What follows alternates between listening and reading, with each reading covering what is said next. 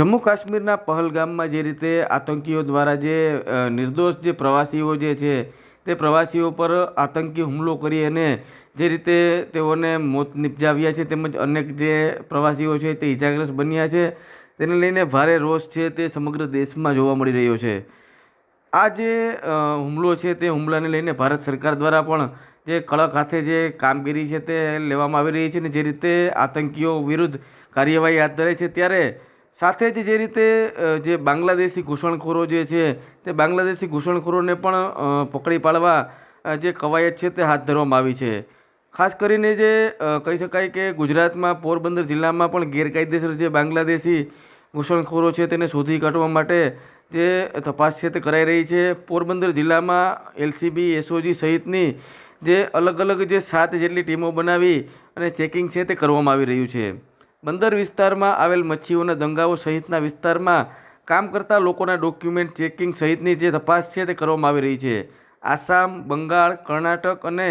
ઝારખંડ સહિતના જે લોકો જે છે જે તેમના 29 જેટલા જે શંકાસ્પદ જે વ્યક્તિઓ છે તેમના ડોક્યુમેન્ટની વિગતે છણાવટ માટે હાર્બર મરીન પોલીસ સ્ટેશન ખાતે તેઓની પૂછપરછ છે તે કરવામાં આવી રહી છે. આજરોજ પોરબંદર જિલ્લા ખાતે જે ગુજરાત સરકાર તથા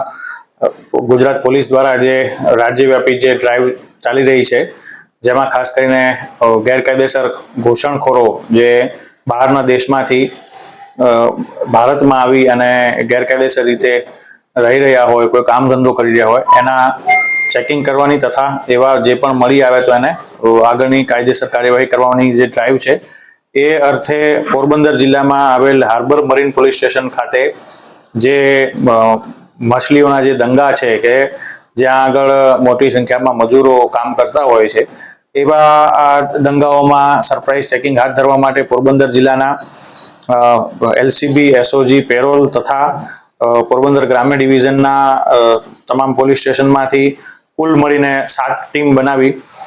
જેમાં 3 પીઆઈ કક્ષાના અધિકારી તથા 6 પીએસઆઈ અને કુલ મળીને 70 જેટલો પોલીસનો સ્ટાફ સાથે રાખી સરપ્રાઇઝ ચેકિંગ હાથ ધરી અને તમામ જે આ દંગાઓ વગેરે જે છે નાના મોટા ત્યાં આગળ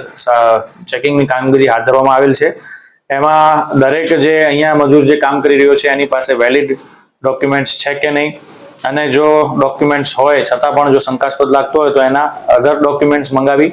એમને ડિટેલમાં ઊંડાણપૂર્વક એનું વેરિફિકેશન કરવામાં આવી રહ્યું છે, જેના આધારે અત્યારે હાલ 20 થી વધુ જેટલા શંકાસ્પદ ઇસમો છે એને અત્યારે પોલીસ સ્ટેશન ખાતે લાવી અને એનું વધારે ફર્ધર વેરિફિકેશનની જરૂરિયાત જણાતી હોય અત્યારે એની વેરિફિકેશનની કામગીરી ચાલુ છે. જો એમાંથી કોઈ પણ જો ગેરકાયદેસર જણાઈ આવશે એના ઉપર આગળ કાયદેસર કાર્યવાહી કરવામાં આવશે. જો ડોક્યુમેન્ટ્સ મળશે તો એને એ રીતે કાયદેસર આગળ કાર્યવાહી કરવામાં આવશે. તો હાલ આ પ્રકારની કામગીરી હાર્બર મરીન પોલીસ સ્ટેશનમાં કરવામાં આવેલ છે, જેમાં આગળ વધુ જાણકારી પ્રાપ્ત થયેથી આપ સૌને આપવામાં આવશે. તેની સાથે સાથે એક પોરબંદર જિલ્લાના વતનીઓને જિલ્લા પોલીસ વતી એટલી અપીલ પણ કરવામાં આવે છે કે આ પ્રકારે આપની સાથે કે આપની નજીકમાં કે આપના કોઈ પણ પ્રકારના વ્યવસાયમાં જો આ પ્રકારે ગેરકાયદેસર કોઈ પણ વ્યક્તિ રોકાયેલ હોય, કોઈ મજૂરી કરતા હોય, અહીંયા કામ કરતા હોય, તો એવા વ્યક્તિઓને સંભાળવા નહીં તથા એમની માહિતી છે તે પોલીસ સ્ટેશનને નજીકના પોલીસ સ્ટેશનને તાત્કાલિક આપી અને આ જે ઘૂસણખોરો વિરુદ્ધની ડ્રાઈવ છે એમાં પોલીસને સહકાર આપવા માટે આપ સૌને અપીલ કરવામાં આવે છે. ખાસ કરીને વિસ્તારોમાં હાલ અત્યારે જેમ કે હાર્બર મરીન પોલીસ સ્ટેશનમાં આપણે જાણીએ છીએ કે મછલીઓના ઘણા બધા દંગા આવેલા છે, તો એ લગભગ 100 ની આસપાસ જેટલા દંગાઓની એમાં આપણે આ ચેકિંગ કરવામાં આવેલ છે. એ જ રીતે જ્યાં જ્યાં પણ આ મોટી સંખ્યાઓમાં જ્યાં આ પ્રકારના કામદારો વધારે છે કે શ્રમિકો વધારે છે તે જગ્યાએ તમામ જગ્યાએ ચેકિંગ હાથ ધરવામાં આવશે.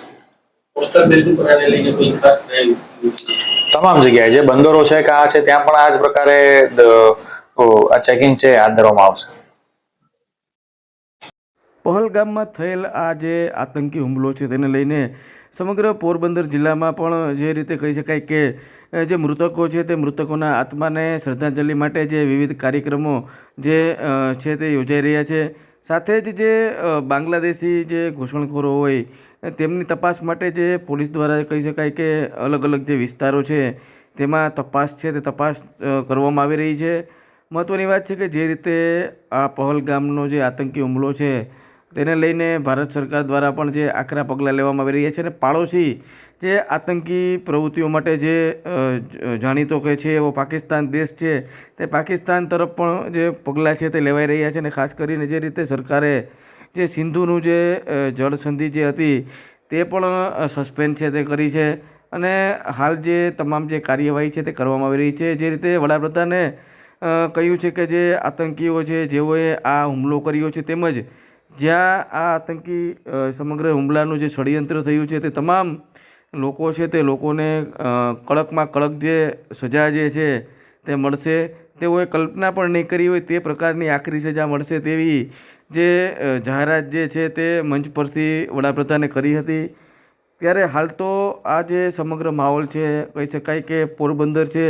તે પોરબંદર જે દરિયાકાંઠે આવેલો વિસ્તાર હોવાથી ખૂબ જ સંવેદનશીલ ગણવામાં આવે છે. સુરક્ષાની દ્રષ્ટિએ આ વિસ્તાર છે તે સંવેદનશીલ ગણાય છે. ત્યારે હાલ તો જે કાર્યવાહી છે તે હાથ ધરાઈ રહી છે.